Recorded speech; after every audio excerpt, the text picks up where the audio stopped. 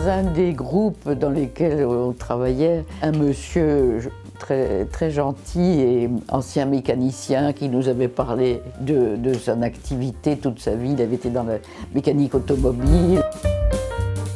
Alors Jean-Luc lui demandait quelles sont vos distractions favorites, qu'est-ce que vous aimez faire.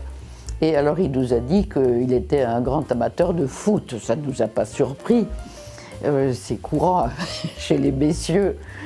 Et alors il nous a dit qu'il était un fan du PSG. Alors Jean-Luc lui a dit, mais est-ce que vous avez regardé le match hier soir ou avant-hier soir? Je ne sais pas, il y avait eu un grand match du PSG.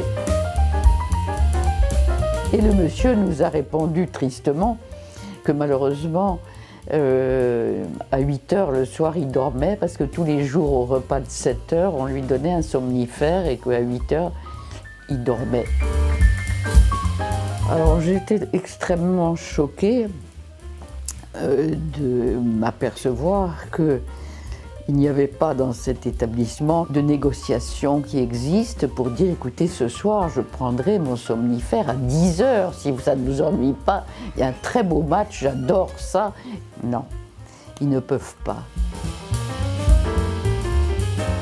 Que l'on n'arrive pas à se dire oui mais quand même là il y a un match de foot, ça va l'éveiller, ça va lui donner quelque chose et qu'on puisse pas se dire le somnifère on le donnera un peu plus tard ou peut-être on réévaluera et c'est quelque chose, c'est bien ça devient quelque chose de systématique parce que je suis persuadé que cette EHPAD voulait bien faire.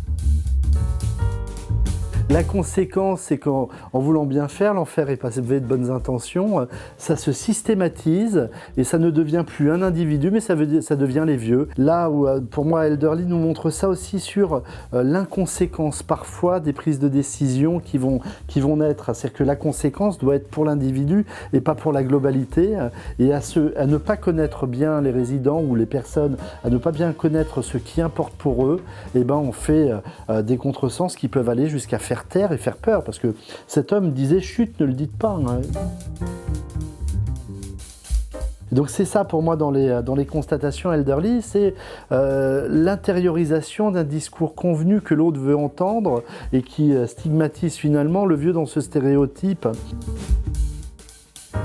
Et par contre, on voit dès que l'environnement propose autre chose, on crée un espace psychique plaisant, agréable, fait de relations, fait de souvenirs, et on revalorise. Parce que pour moi, dans la vieillesse, qu'est-ce qui permet de bien vivre? C'est de pouvoir, si le corps ne marche pas, la tête, elle peut marcher.